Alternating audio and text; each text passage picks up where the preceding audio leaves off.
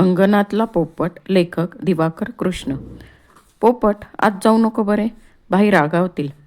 शेठ नानूभाई यांच्या घरापुढील अंगणात एक 6 वर्षाचा बालक हातात लाकडाचा एक हिरवा पोपट घेऊन उभा होता. ऑफिसमध्ये भाईसाहेब आपल्या 2 कारकुनांबरोबर लांब लांब कागद घेऊन कायसे करीत बसले होते. डाव्या बाजूच्या दरवाजातून एक गतधवा तरुणी त्या बालकाला हा मनाई हुकूम सोडित होती. मुंबईतील गिरगाव बॅकरोडवरील एक बंगला भाईसाहेबांनी स्वतःकरिता 1908 साली विकत घेतला. या बंगल्याचा एक विशेष हा होता की त्याच्यापुढे एक त्रिकोणी अंगण ठेवले असून त्याच्या दोन्ही बाजूंनी 3 मजली इमारत उभी होती व तिसऱ्या बाजूने भिंतीचा सुमारे एक पुरुषभर कठडा असून मध्ये त्याला एक फाटक होते. त्या अंगणाला गुळगुळीत शहाबादी दगडांची फरशी केलेली असून फाटकातच चढायला 4 पायऱ्या होत्या. नानूभाई हे मुंबईच्या दलालाच्या धंद्यात एक निष्णात गृहस्थ होते. त्यांचा जन्म बारडोलीस झाला होता. वडिलांच्या नोकरीमुळे ते जे एकदा मुंबईला आले ते बारडोलीचे नाव देखील विसरले. नानूभाईंचे वडील आमरण एका पेढीवर कारकून होते. त्यांनी बरीच इस्टेट भाईसाहेबांना ठेवली होती. त्यांच्या समजुतीप्रमाणे आपल्या जातीच्या एका कुलीन वधूबरोबर त्यांचा विवाह लावून दिला होता. गिरगावात एक घर विकत घ्यावयाला आपल्या अंतसमयी त्यांनी सांगून ठेवले होते. त्याप्रमाणे विकत घेतलेले हेच वर सांगितलेले घर होय. अशा रीतीने 1908 साली भाईसाहेबांचा संसार सुरू झाला. भाईसाहेबांची मनोवृत्ती लोक म्हणतात आजन्म मुंबईत राहिल्यामुळे एका विशेष प्रकारामुळे व्यापारी बनली होती. काही वर्षांनी त्यांना एक पुत्ररत्न झाले, पण सर्व संसारात त्यांची वृत्ती अनासक्त होती. वैराग्यामुळे नव्हे हे खास, पण दुसऱ्या कशामुळे तेही सांगता येत नाही. पण बायका मुलांना घरातल्या कर्त्या मनुष्याने आपली ज्या प्रकारे विचारपूस करावीशी वाटते तशी ते करीत नव्हते, एवढे मात्र खरे. भाईसाहेबांनी पत्नीच्या, त्यांचे नाव माझ्या लक्षात नाही, लोक त्यांना बाई म्हणत, हे त्यांचे माहेरचे नाव होते, एवढे मला आठवते, अंगावर सर्व जबाबदारी टाकली होती. भाईसाहेबांना त्यांचा स्वतःचा व्यवसायच पुरेसा होई. महिन्याकाठी पत्नी मागेल ती रक्कम तिच्याकडे ते देत. नोकरा चाकरांकरवी बाई सर्व कामे करवीत. एकदा स्नानाला, 2दा चहा फराळाला, 2दा जेवायला व रात्री फार उशिराने निजावयाला भाईसाहेब डाव्या बाजूच्या इमारतीत येत. पेढीचे सर्व काम ते स्वतः आपल्या नजरेखाली कसून करीत व त्याचे फळ म्हणजे त्यांची वाढती सधनता होते. घरात कोणी आजारी पडले तर ते डॉक्टरला बोलावण्यास सांगत. खुद्द रोग्याजवळ त्याच्या आजाराची प्रत्यक्ष चौकशी त्यांनी कधीच केली नाही. स्वतःच्या मुलाला देखील त्यांनी कधी उचलून घेतले नाही. आपल्या लाडक्या मुलाचे लाडके नाव बाईंनी पोपट असे ठेवले होते. छोटा पोपटलाल आनंदी गडी होता. त्याला पोपटाची फार आवड असे. गॅलरीत पितळी पिंजऱ्यात त्याचा आवडता पोपट टांगला होता. त्याच्या हातात लाकडी हिरवा पोपट होता. घरातल्या मंडळींचा आवडता पोपट अंगणात खेळत होता. नर्मदा मावशींनी त्याला कशिद्याचा एक पोपट काढून दिला होता. म्युनिसिपल शाळेतील ओळखीची मुले पोपटलालला जाता येता हाक मारीत. पोपटाला फाटकाच्या बाहेर जाण्याची बंदी होती. अंगणाच्या अकुंचित क्षेत्रात पोपट स्वतंत्रपणे बागडत असे. 1918 सालच्या इन्फ्लुएन्झामध्येच बाईंचा प्रसूतिकाल दुर्दैवाने आला. तापामुळे त्यांची प्रसूती अकाली होऊन त्यांचे दुखणे विकोपास गेले. मुंबईच्या सर्व डॉक्टरांच्या अगदी समोर पण पतीचे दर्शन न घेता बाईंनी इहलोकचा संसार संपविला. भाईसाहेबांना दुखानिताजवळ बसणे आवडत नसे. ते आपल्या खोलीत जाऊन बसले. त्यांना यावयाला 1 मिनिट उशीर झाला. इहलोक सोडून जाताना बाईंनी नर्मदेला पोपटला सांभाळण्याला सांगितले. बाई कायमच्या गेल्या. नर्मदेला रडता घर थोडे झाले. बहिणींचा अगदी एक जीव असे. त्या दिवशी पोपटला शेजारच्या घरात खेळावयाला नेले होते. पोपट ऐनवेळेस धावत आलाच व त्याने आपल्या जात्या मातेचे शेवटचे दर्शन घेतले. मातेला मात्र मुलाचे दर्शन झाले नाही.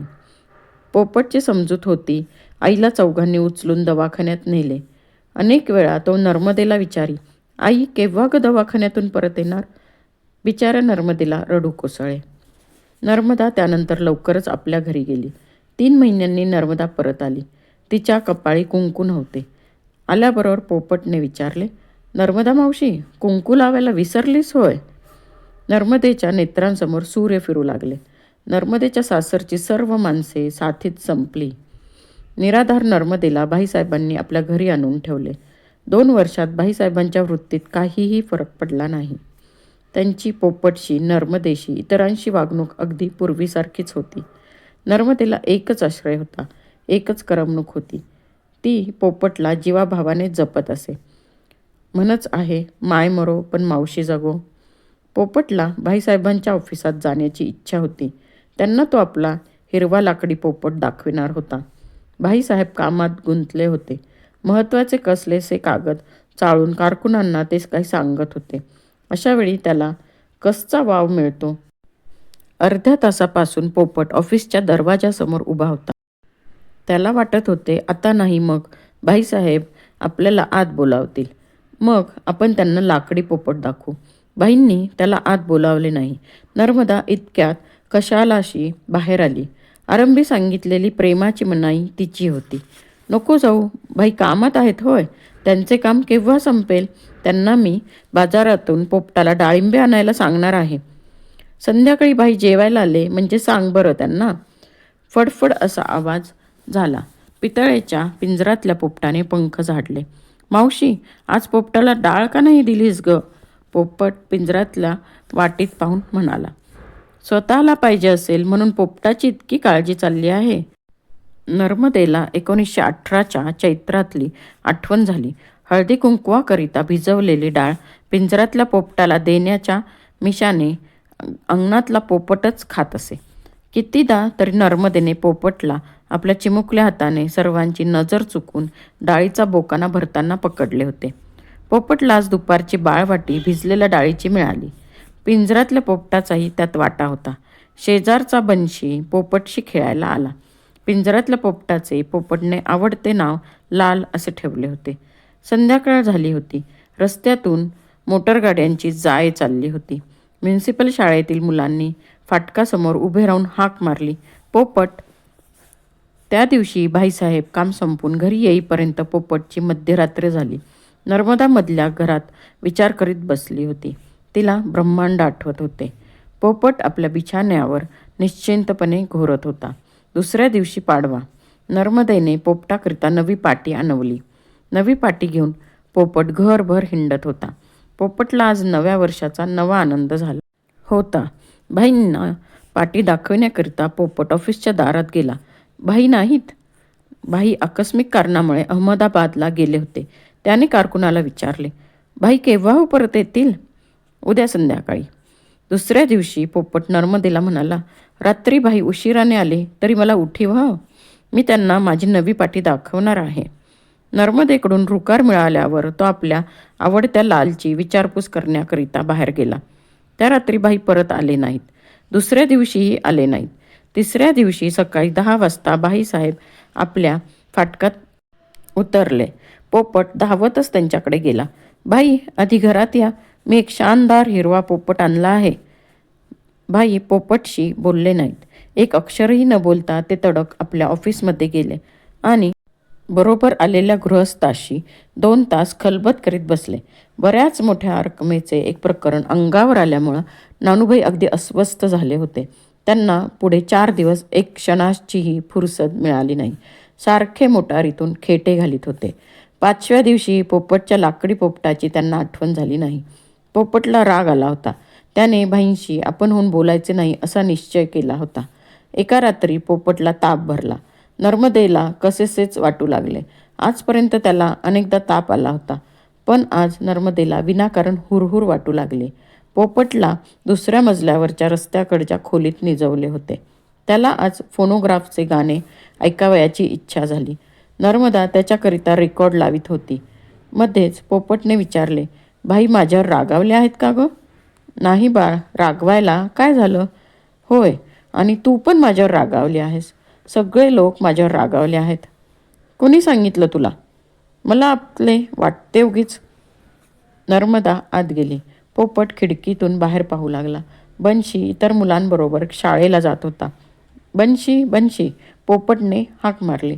बन्शीला हाक ऐकू गेली नाही. तो तसाच पुढे गेला.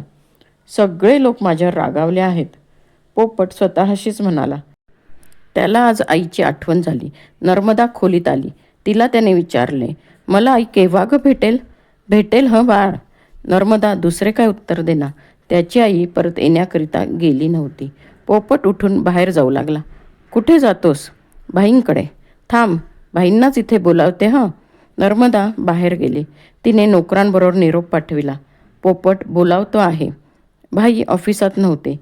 भाई परत आल्यावर नोकराने निरोप कळविला. थोड्या वेळाने भाईसाहेब यावयाला विसरले. पोपटचा ताप वाढतच होता. काही केल्या ताप उतरत नाही असे पाहून डॉक्टरांच्या सल्ल्याने नर्मदा त्याला घेऊन माथेरानला गेली. तिथे मोटर गाड्यांची सतत जा-ये नव्हती. तिथे म्युनिसिपल शाळेतील मुले फाटकासमोर उभे राहून पोपट म्हणून हाक देत नव्हती. पोपटच्या प्रकृतीला सुधार म्हणून पडला नाही. तिसऱ्या दिवशी त्याला भ्रम झाला. बेशुद्धीत तो बडबडत असे, भाई, सगळे लोक माझ्यावर रागावले आहेत. नर्मदेने भाईसाहेबांना लिहून कळविले. बाळ आपली फार आठवण काढतो आहे. एकदा येऊन जा. आई अंतरली. बाप परका झाला. पोराने धास्ती खाल्ली. तो म्हणू लागला, माई, तू नाही ना माझ्यावर रागावलीस? भाईसाहेबांनी जाण्याची दिरंगाई केली. दुसऱ्या दिवशी तार आली. कम ओव्हर ॲट वन्स. एकदम निघून या. भाईसाहेब गेले. पोपटने त्यांना ओळखले नाही. सगळे लोक माझ्यावर रागावले आहेत, हा त्याचा एकच महामंत्र होता. 5व्या दिवशी घरातल्या पितळी पिंजऱ्याचा दरवाजा नोकरांनी निष्काळजीपणाने उघडा टाकला. त्यातला पोपट जो एकदा उडाला तो पुन्हा सापडला नाही. जवळजवळ त्याच वेळी पोपट आपल्या कुडीचा पिंजरा फोडून उडून गेला. पुन्हा तो परत आला नाही. भाईसाहेब नर्मदेला घेऊन परत मुंबईला आले. लाकडाचा हिरवा पोपट झोपाळ्यावर पडला होता. पितळेचा रिकामा पिंजरा गॅलरीत टांगला होता. सगळ्या घरात उदास होते. नर्मदा रडत होती. भाईसाहेब हातावर डोके ठेवून बसले होते. त्यांना आपल्या पत्नीची आठवण झाली. पोपटला सांभाळा अशी तिची विनंती होती. पोपट कुठे आहे? पोपट उडून गेला. संध्याकाळ झाली होती. रस्त्यावरून मोटारींची जाय सतत चालली होती. म्युनिसिपल शाळेतील मुलांनी फाटकासमोर उभे राहून हाक दिली, पोपट.